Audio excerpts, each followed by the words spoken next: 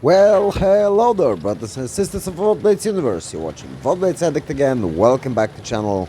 And today we have a mastery from my amigo D3Z_GG and his WZ-111-1-4.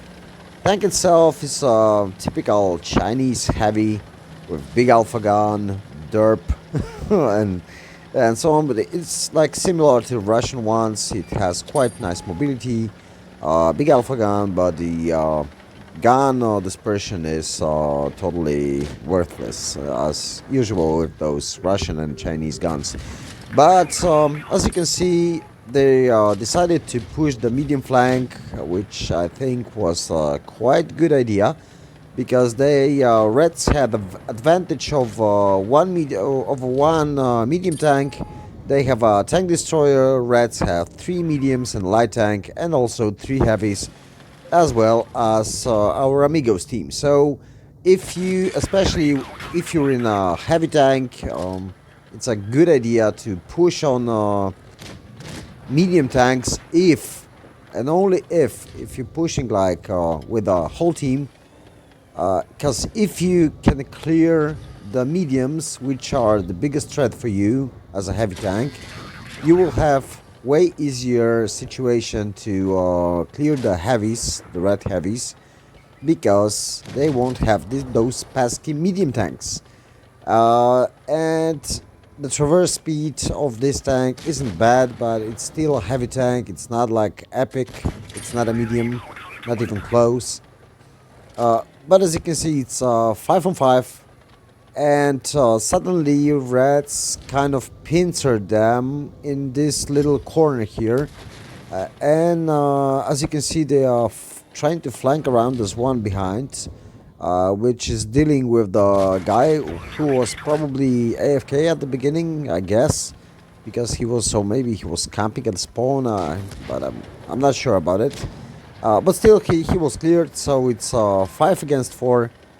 And as you can see, all the greens are in same spot, like they're pincered in a corner of a map, and the reds are pushing from all directions.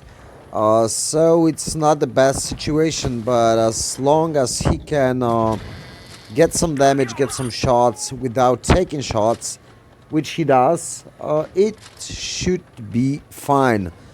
This size 3 is trying to deal with the AMX. Good for our amigo here. He's aiming. Just look how long it takes to aim. He wasn't able to fully aim because it will take like 2 decades. It would be quite too long. And again, the Chinese guns, even though they have same dispersion, close dispersion to Russian ones, they seem to be more accurate. As you can see, his snapshots without even fully aiming, and they mostly go in. And even if it bounces or misses, it just misses a tiny bit. And Russian guns can just derp your shot straight into the ground or through the sky. The Chinese ones are just simply better, at least in practical use. Let's say it's on paper they are similar, but in practice they are quite good. But it's 2 on 2. The situation kind of changed right now, and it's mode 1 and him against the the Pershing and T-54.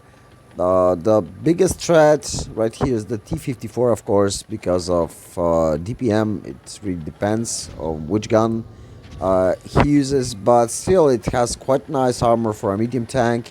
Better DPM, better mobility than the Pershing. But my amigo decides to push over here and clear the Pershing. Thankfully, the T-54 wasn't really keen on shooting him, which is great. He decided to push on mode 1, and now all he has to do is just block this T-54 and get some bounces to simply help his mode 1 to get here and try to flank. And as you can see, he gives him some support. He has the hit points to receive a shot. He aims, takes his time and finishes him off for his 4th kill. Great job, great game. It wasn't really easy to make it, but he gets